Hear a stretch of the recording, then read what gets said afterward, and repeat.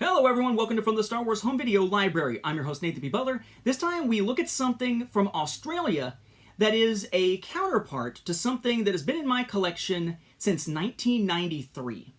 My first Star Wars home video purchases of any kind that I know of were back in 1993 through the Lucasfilm Company store through a catalog that I think came through a video game or something, a PC game.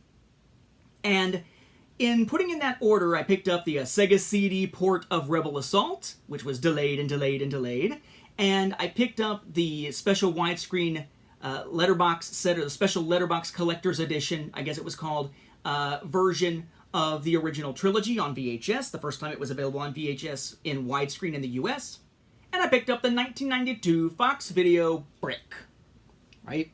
This thing we've seen many, many, many times. Lucas's message, just the artwork with Fox Video. There is a CBS Fox version of this from 1990. Art there. Inside. That cool little case here. Ooh, mine is starting to get a little bit damaged, unfortunately. Inside, flap. Flap, right? And then the actual case art, package art. Here we had Star Wars, or New Hope, with the title put in the center instead of off to the side. We had those updated backs and so on. We looked at this extremely early in this video series. Probably back in maybe 2013, perhaps, when this series first began. Try not to mess up that corner any more than it already is. Well, it turns out that Australia had a companion piece, so to speak, or an equivalent of this, sort of, for their 1992 releases, which, like in the US, were available individually or in a boxed set. But remember, whereas the US, for most VHS releases, most of its life cycle, we tended to see VHS cassettes just have those little cardboard slip covers that go over the top for retail, or from the side if we're talking about something usually that is either like small print run or something that was just a blank cassette that was purchased to then record on. The UK and Australia tended to instead lean toward clamshell cases, those big plastic cases that were either frosted or a particular color. I tend to call the frosted ones clear, even though obviously they're not actually clear, but you can see through them. Well, they had a similar release to what we saw in the US, but we will find different because of that distinction. Star Wars Trilogy, 1992. Other side, pretty similar, except Fox Video is a different color. It's white here. Similar there. Unlike the US, where the top is blank, this one has Star Wars Trilogy actually on the top. And the bottom has your legalese, your product number, and your UPC. Notice I have not shown you the other side yet. First clue that these are different is to put them side by side.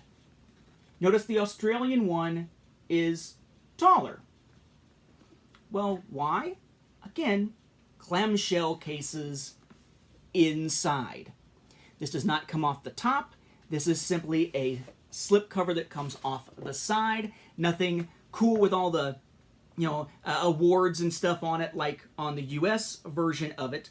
But it's the 1992 retail releases of the original trilogy.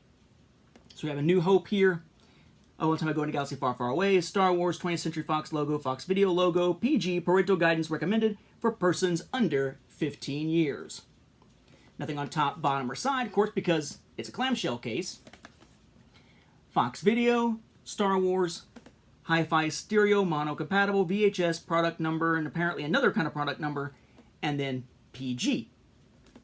The back, Star Wars. That little black area is where the retail copy has a barcode on it.